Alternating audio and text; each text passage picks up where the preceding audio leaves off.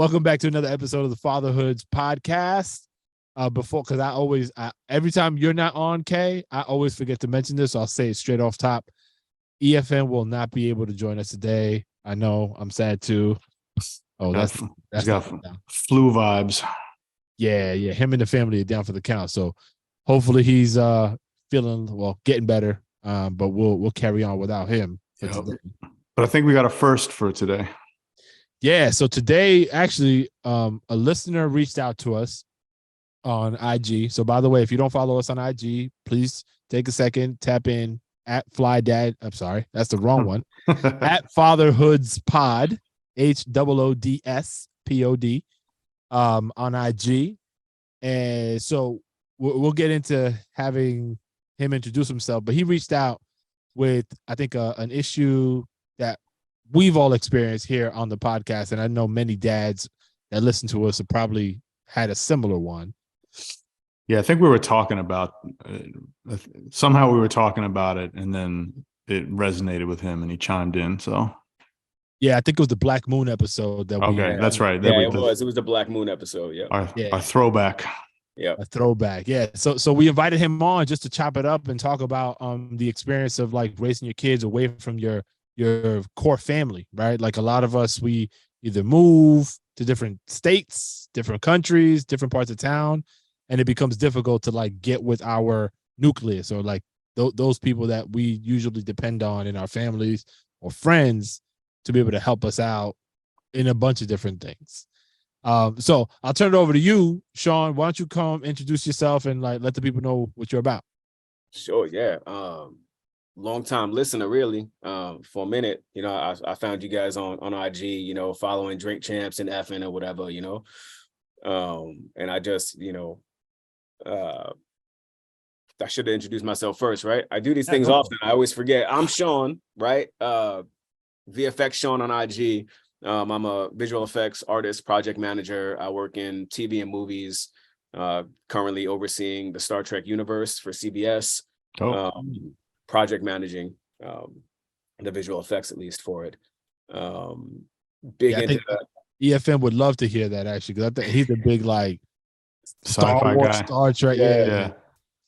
Yeah, he's into it too. But we'll chop it up on him too, man. Hopefully, peace to his family, him and his family. I hope they get on the mend, and we'll be able to do it again sometime. But yeah, I was when you dropped that throwback episode, it was actually one of my favorite episodes because I love how fucking raw Buckshot is, right? Yeah.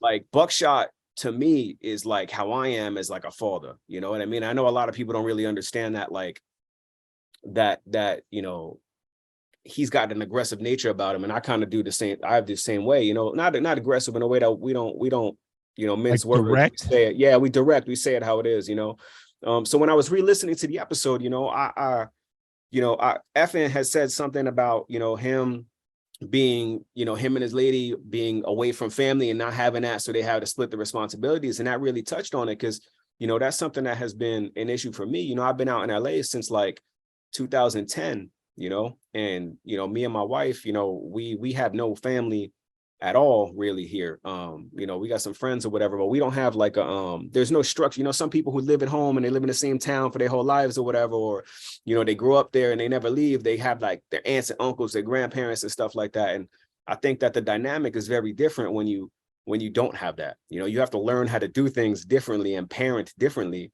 At least for me, that's what I kind of have been having to do. Yeah. And I listen to you guys almost religiously because there's always some gems in there that like look, like I'm a dude who I never had a father. I don't know my father, like I don't know how to be a father. I learned how to be a father from listening to podcasts and reading books, you know what I mean? And like learning by mistakes, so for me, like, when I listen, this podcast has been great for me because I'm a hip hop head, I love the culture. I've loved the culture since I was, tiny, you know what I mean? Like that's just how it's been, so finding this podcast that was a mixture of like hip hop flavor and like real talk fucking parenting, like not like fluffy bullshit that you might get on another podcast, like it resonates with me, because the gems that are there like are practical, for my life, you know what I mean? And I think that I always tell people about it, especially, people that I fuck with, because that are fathers and in hip hop, because I feel like that there's a lot of us that are like that, didn't have fathers, or, trying to find our way as parents, But that's the episode. It's an unfortunate reality. And Kay, I mean, I turn it over to you. Like, you want to share some of your experiences and just some of your thoughts? Well, my first thought is the fact that you re-listened to a throwback episode is the shit. Yeah. So that shows that you're a true listener. So I appreciate that as well.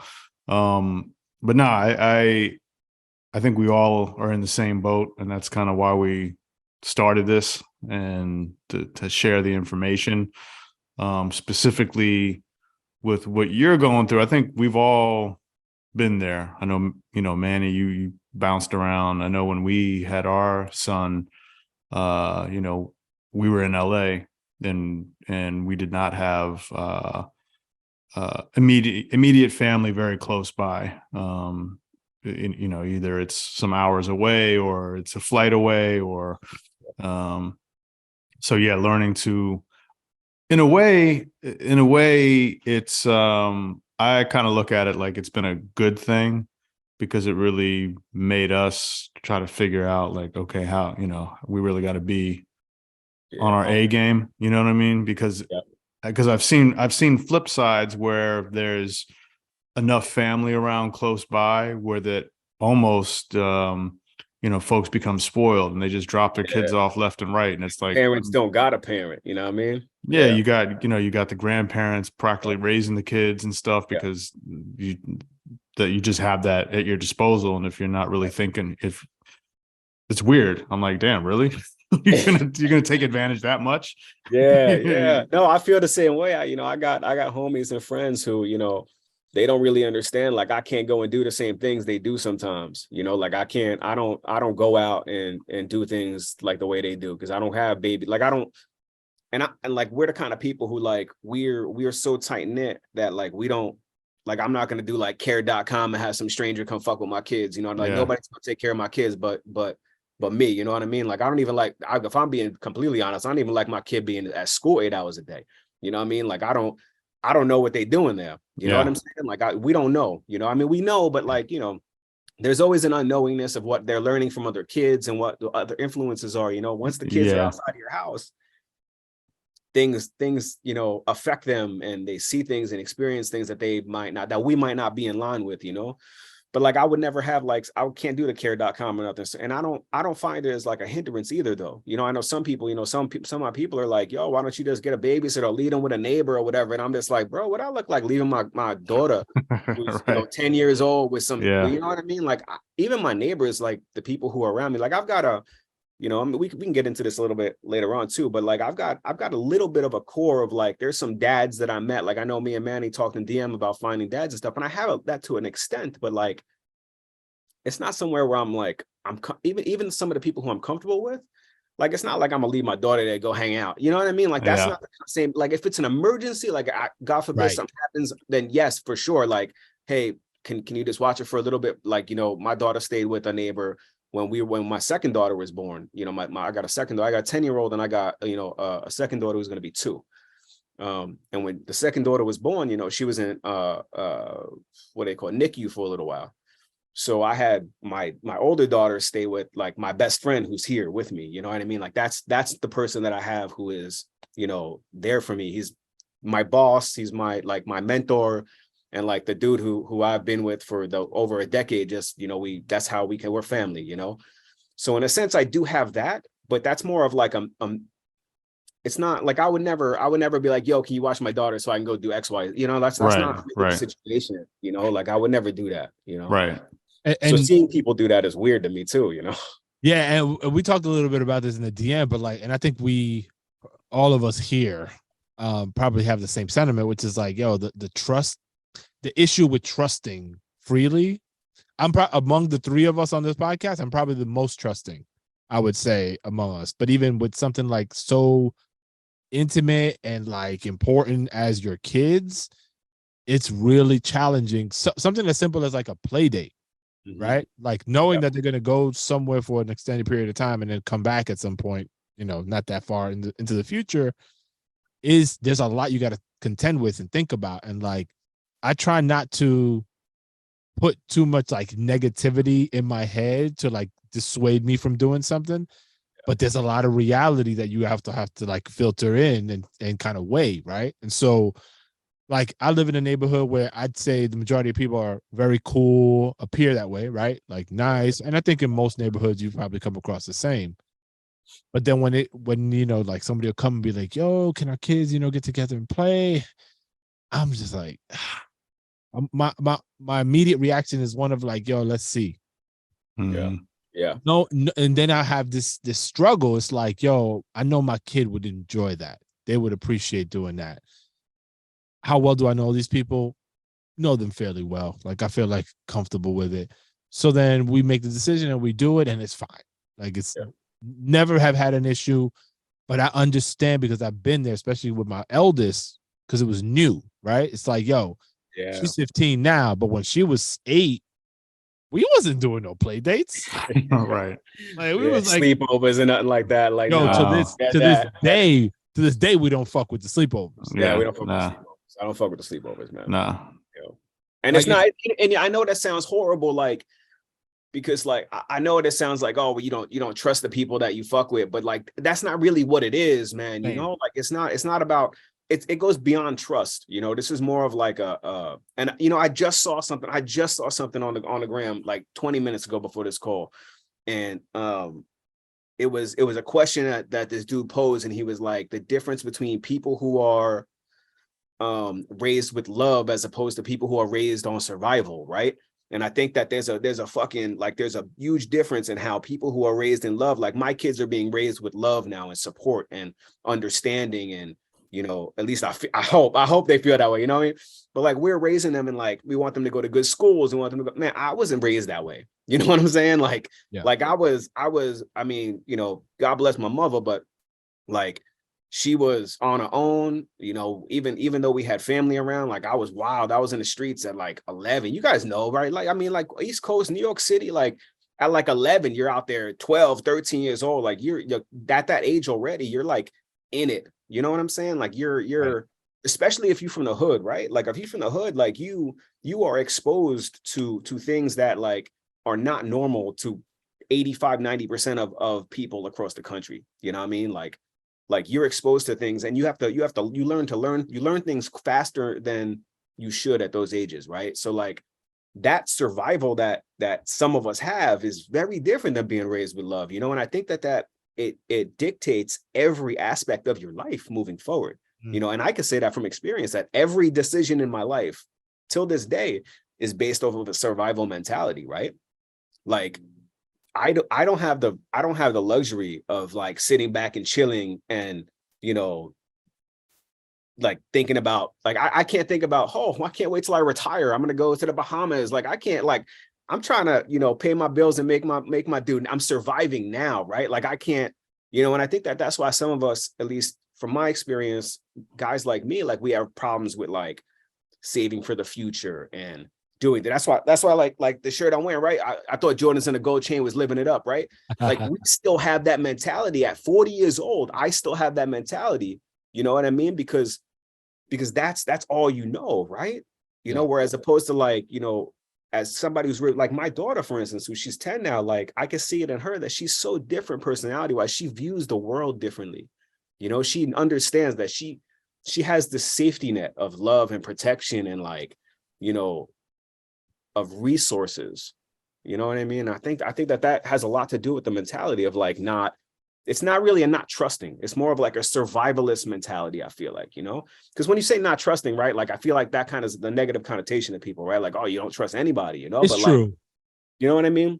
It's true. And I think you're right, though. I think that's probably a better way to describe it, because when I say I don't trust, it is more from a survival mentality, right? It's like I can't allow myself, at least historically, I'm not that way as much anymore, but it's kind of in my roots. It's like, right. Yo, if I put myself out there and allow myself to be to feel trust of these people or in this environment, I might get got or I might get played or whatever. So that's me just like holding it close to the vest, right? I chalk it up also as opposed to trust is more of I look at like, all right, my child is my number one priority. That trumps all at this point. So I got to listen to my gut.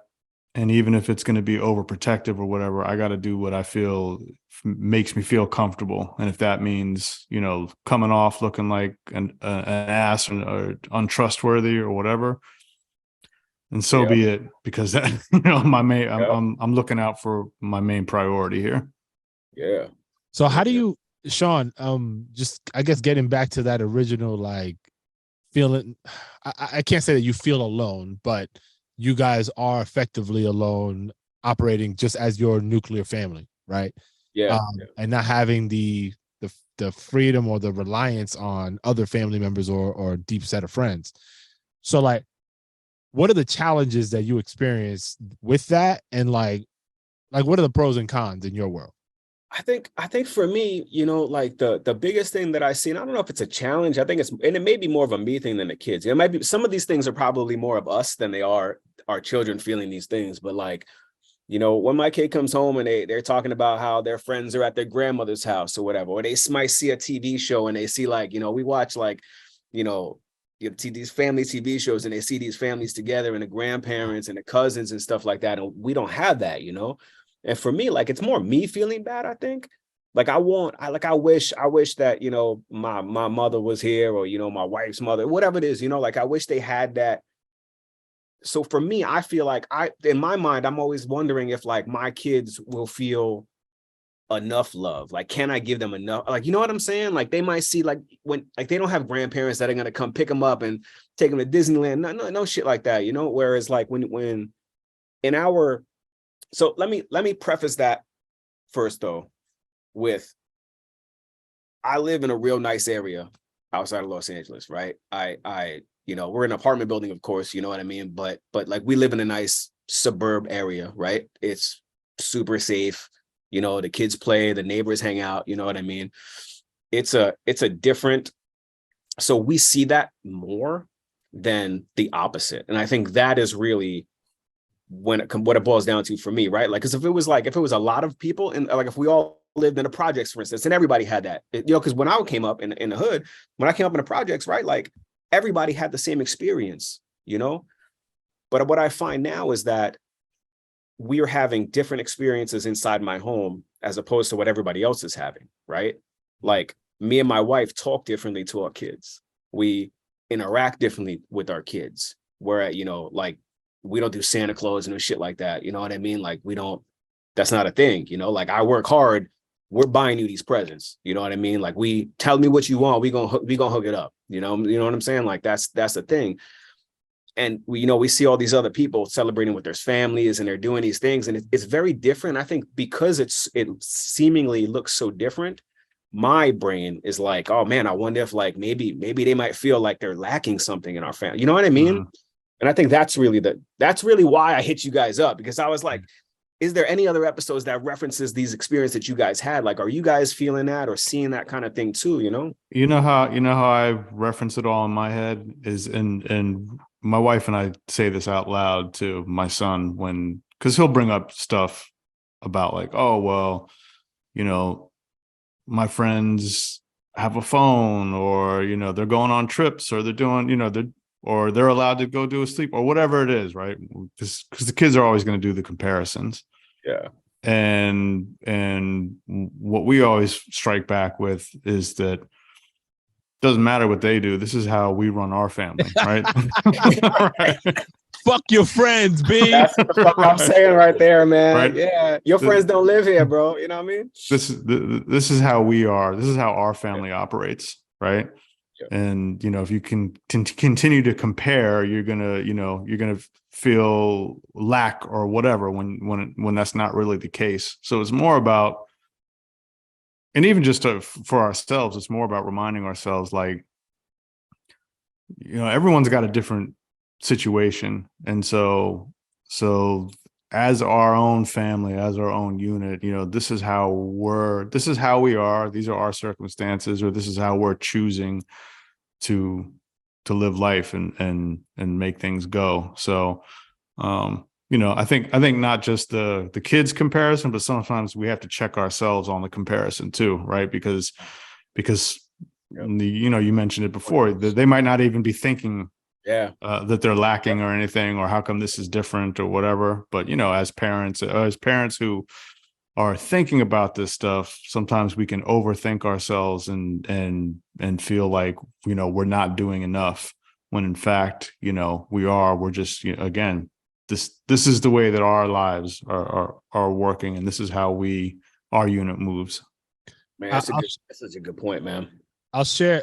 And Shawn, you say you have a 10-year-old and a 2-year-old daughter, right? Yeah. So I have the advantage as far as like having gone through some of these things and like seeing, at least in my world, how it's come, what the results have been. So my 15-year-old daughter, so we have family in Florida, we have family here in New York, and then we've got family kind of scattered in different pockets here on the East Coast.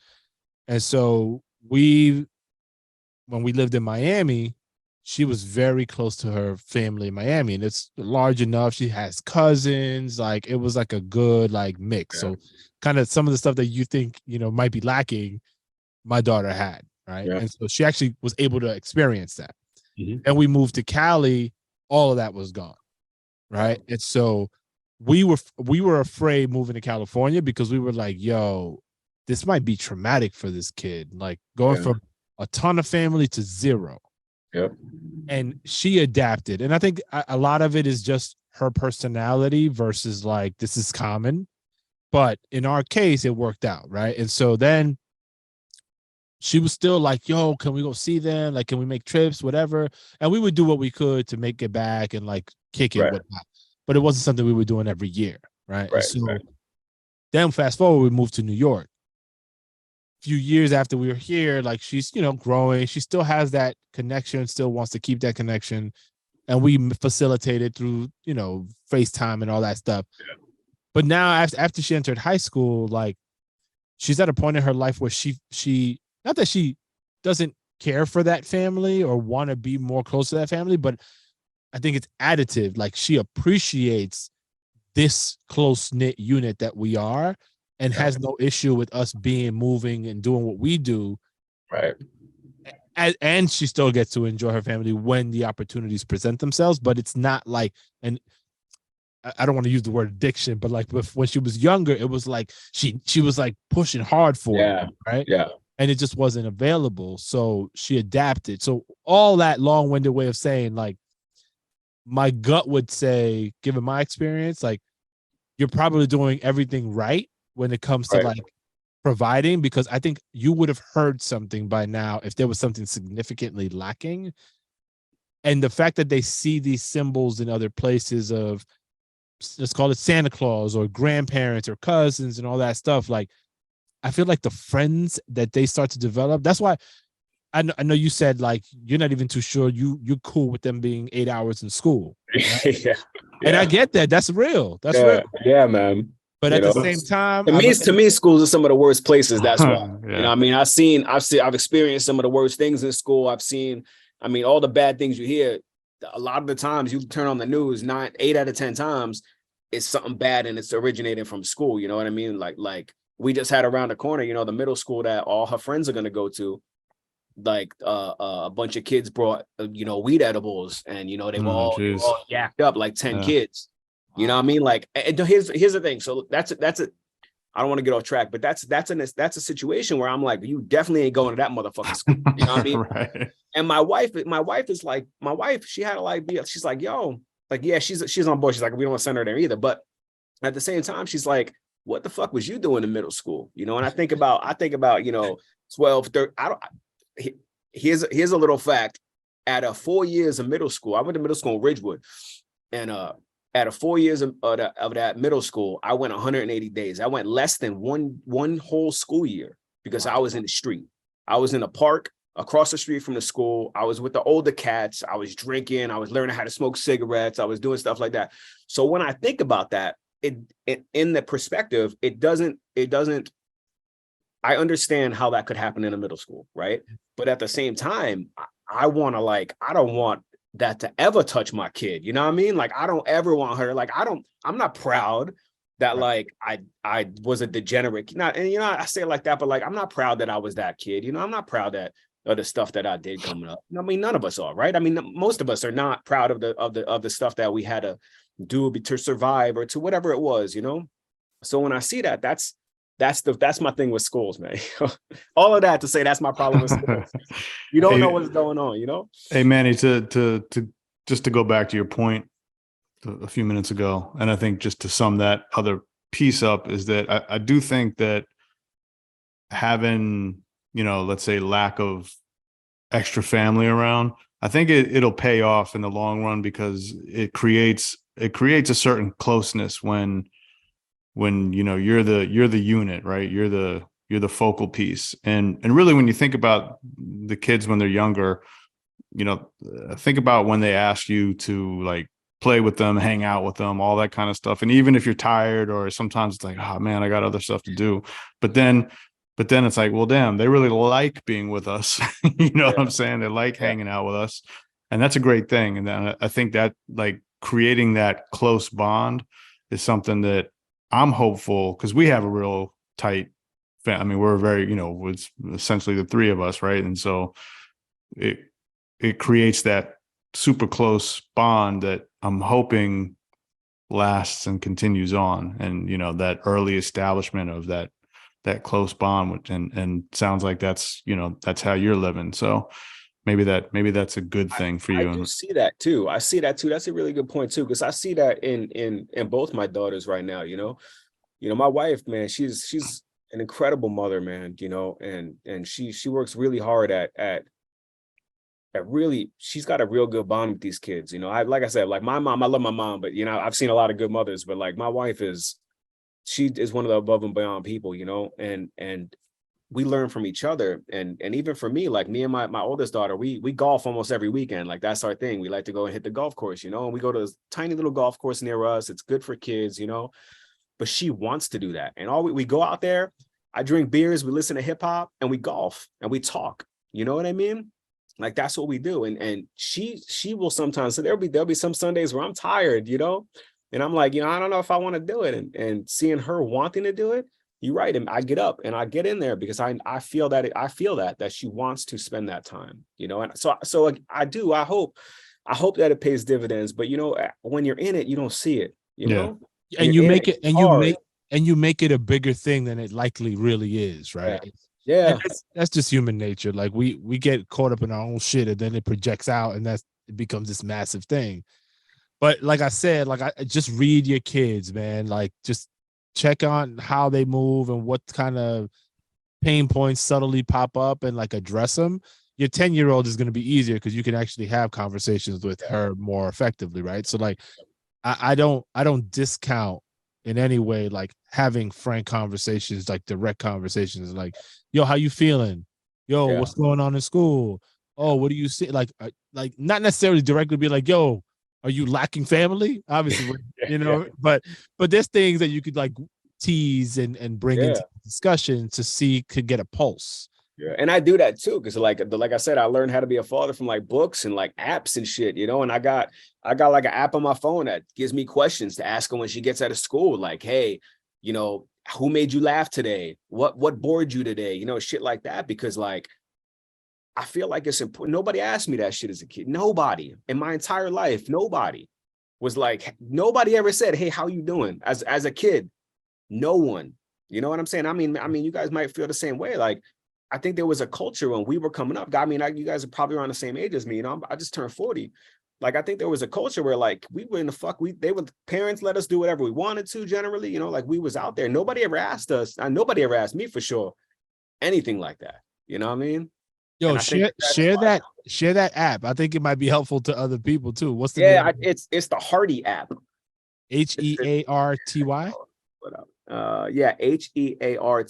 And there's like, activities and stuff. There's like ideas that you could do, and there's this one section about the day where it says like it's like how to start conversations, and it's like, they give you these prompts like, how was your day? If you had to rate your day from 1 to 10, how was your day? That kind of stuff. And I find it real helpful. What's the hardest thing that you did today? I find that helpful because if you ask your kid, hey, how was your day? Good. So, How yeah, many times do your kids come out of school and you're like, hey, what'd you do today? I don't know. yeah, they don't want to. They want Yeah, to they don't. decompress. That's exactly right. They want to Yeah. come home. They want to get on an iPad. They want to chill. They want to just the same way we get out of work, right? Yeah. So I think that, I mean, this app, this app I've just started, not too long ago, and it's really been beneficial because I was real frustrated, guys. Like I was like, every day, yo, how was school? And it was good. It was good. Everything's great. What did you do? I don't know. We did, this, and it was like this, like it was like pulling teeth, trying to like feel you out, like trying to figure out, So I really, having specific questions to ask has made a huge difference, because I think that it makes it easier for them to reciprocate the information, or like to because it's the same thing. If you ask me how was my day, I'm going to tell you the same thing. I was good, whatever. I'm not going to be like, Peter really pissed me off today. I'm not going to tell you that, because that's not really that was like a small minute of the day where I might not even be in my brain at the end of the day. You know what I mean? Yeah. Hardy app. It's good stuff. That's dope. A question for you. So like going back to like the beginning of fatherhood for you, and given some of the stuff you shared, like you mentioned, like you didn't have a father, like you figuring out fatherhood is an ongoing thing, like it is for all of us, but it sounds like you didn't really have a reference point, right? No, not at all. So like when you found out that you were having your daughter, what was life? Okay. Shook. I was shook. I was real shook because I know this podcast ain't about that, but I had a real bad, real hard upbringing. Like I was homeless with my mom, like my stepfather was very, very abusive, very violent. I had I had a negative point of reference. I don't know how to be, to this day, I don't know. I'm still learning how to be a man, how to be a husband to my wife, how to be, you know what I mean? Like at 40 years old, I'm still learning these things every day because I had negative reference for this, right? And I think that when we got pregnant, with my first daughter, I was, man, fear stricken, because I was like, man, like what if I make those mistakes? What if, you know what I mean? Like I was never that person, but what if, like I was not a good person my entire life. Me and my wife been together over 20 years. We were high school sweethearts, and we've been through it. Anything you could think of in a relationship, we done been through it, and we're still here, and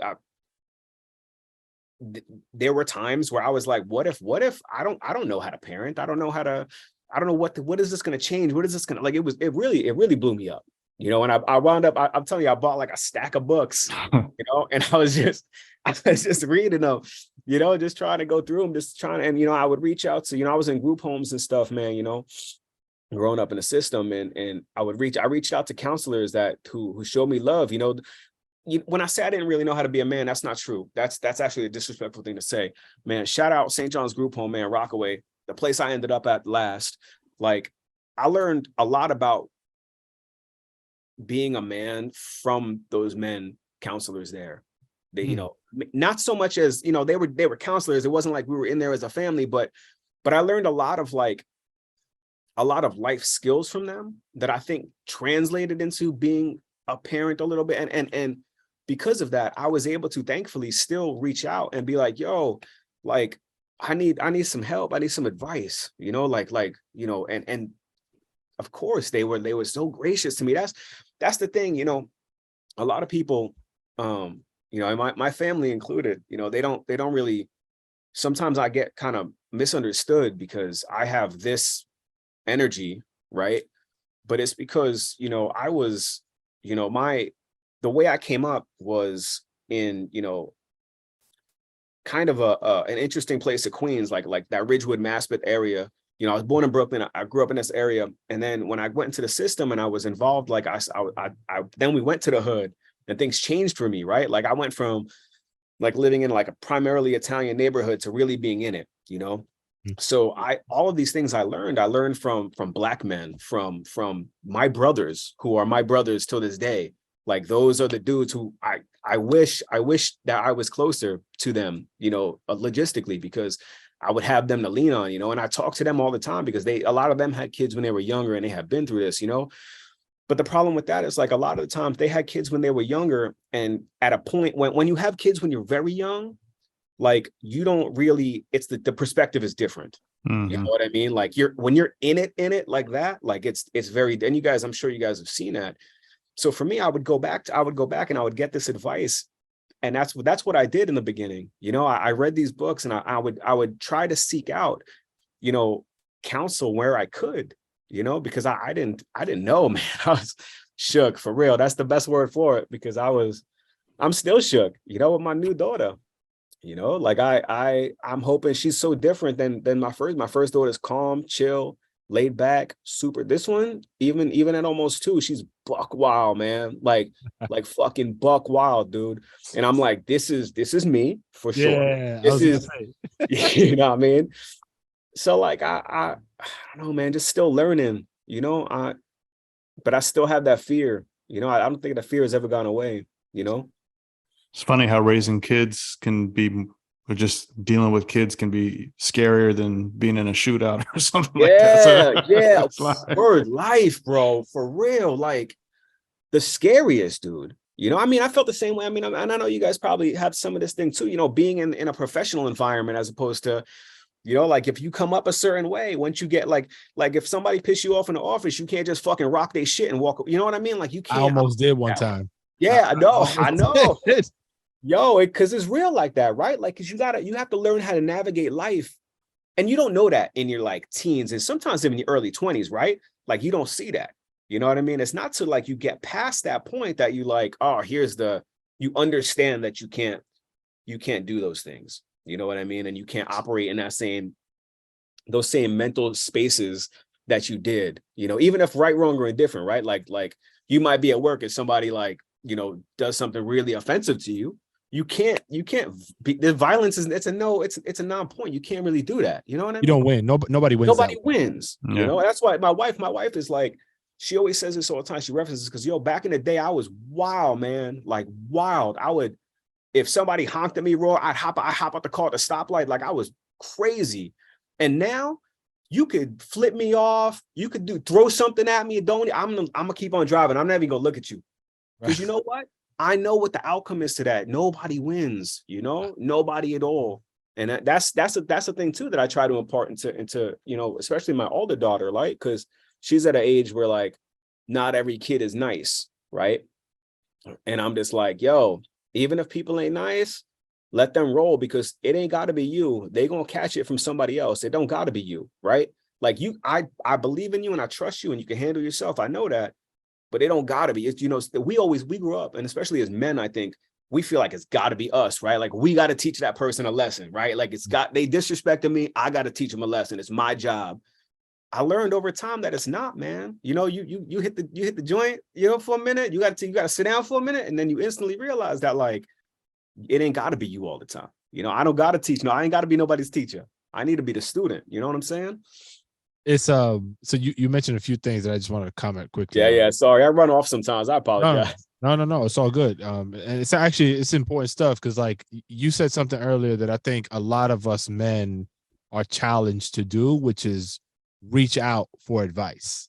Yeah. Right. Like that's something that we as men, we kind of feel like we got to be head of household and we got to run, like teach the lessons. We got to, you know, be the breadwinners only, like all these different things that are stereotypical of a guy that we really don't need to only do or only be, right? And so being able, like that, you mentioned like you didn't have a positive point of reference, or you know, you use books to try to help gain knowledge in how to parent. Bro, you're doing all the right things in my opinion, because you having the presence of mind to reach out to others when you know that you're lacking somewhere or you feel uneasy about something when it relates to you parenting is like the holy grail in my opinion, because you're looking for different perspectives on a situation, and they may all be different and not necessarily the right fit for your particular situation, but you have a frame of reference that then you can use to move in the direction you think is best. Yep. And I can speak from personal experience. I wasn't like that. I was the guy that was like, fuck that. I know best, or I'm gonna pretend like I do it. I'm gonna figure it out. Yeah. And I ran into enough roadblocks where and then when we started this podcast, I opened myself up and I was like, all right, humble myself. Let me be the student now.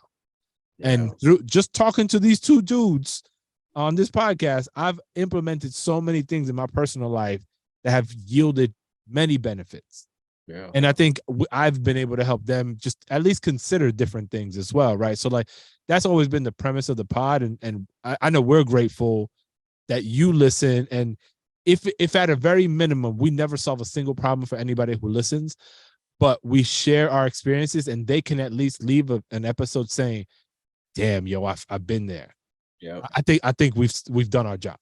And I think that's part of what the draw is to this pod, man, is that men in general don't chop it up about important shit like this. Never. You never sitting with the homies. So that's not what it is, And I feel like even this right here, me saying things out loud has already, like, when I leave out from this conversation, I'm gonna be decompressed over the next couple of hours, and like gems are gonna be in me because of this conversation. Because like sometimes saying shit out loud is how you get the answer. Chopping it up with other people, and that's the draw. That's my draw to this pod, right? Because I heard a bunch of dudes who were going through it and they were helping each other solve problems. And in turn, I was getting problems solved, right? Because y'all would drop gems and I'd be like, fuck yeah, damn, I forget what it was, but the last throwback, it was you all just did, right? Yeah, like we did two back to back. Dropped like 2 days ago, right? Yeah. I was listening to that.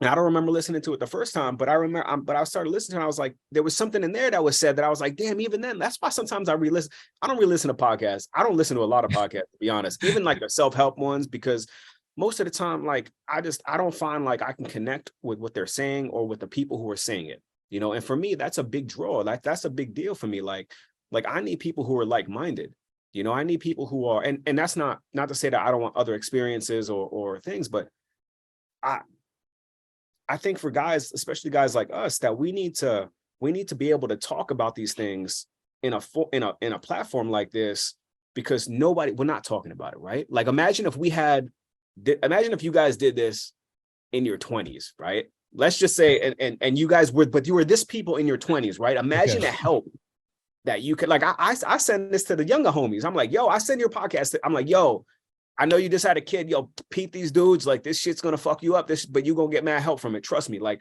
because I really feel like if there was something like this, or even like the OGs, even like the old homies, right? Like, the knowledge that they pass down is not always in this format, right? Mm-hmm. Like, it's a different kind of knowledge at times, and it's not like it's never as deep as you want it sometimes. Like, there are times where I was like, I had a situation and I'm like, yo, I don't really know how to deal with this. And, some of those dudes back in the day, they give you the wrong information because they don't know how to, they didn't know, you know what I mean? Like, it was blind leading the blind. And now, we're in this age where, like, we have podcasts and we've got, like, people who are, like, open about, like, men's mental health and, like, things like that, where, like, 20 years ago, that shit didn't exist, man. People just struggle. People still now are just struggling in silence, to some extent. But, like, at least that, like there are conversations like this happening. I think that it's really, really important, and not just for me or for you guys, but for the culture, right? Like, I mean, I feel like this caters a lot to hip hop culture, and I love that it does, because I feel like in hip hop culture that there's a lot of that kind of depth lacking for us, and yeah, there's a lot of different focal points, and yeah. I think for us, like, not having your foundation set, and I look at the family as the foundation. Yeah. Whatever you build on top of it is going to be shaky at best, so you kind of have to take it back a step a little bit.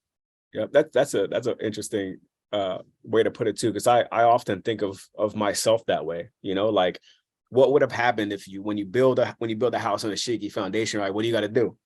Sometimes you got to tear that motherfucker down and restart, right? You got to relay that concrete block and you got to start building again. And sometimes you might lay that concrete and it's slanted and the house is slanted, so it's not perfect.